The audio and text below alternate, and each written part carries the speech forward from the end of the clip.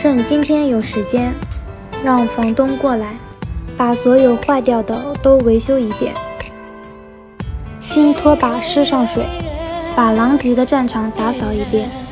刚好准备今天大扫除，因为油烟机坏了，地上面全都是油灰粘脚，地板用热水和洗洁精擦的，床底下也不放过。准备休息一下，生理期加头晕，打扫完直接累瘫了。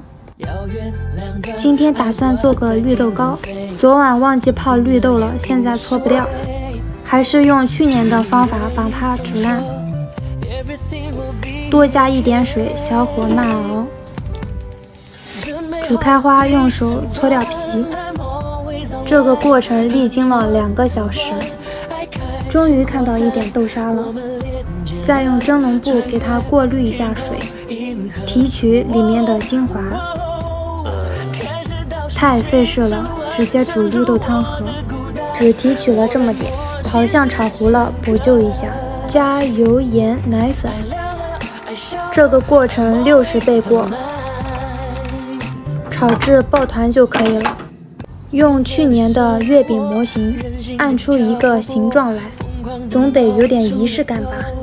花费5元做的绿豆糕和绿豆汤，历经5个小时的劳动成果，下次不敢轻易尝试了。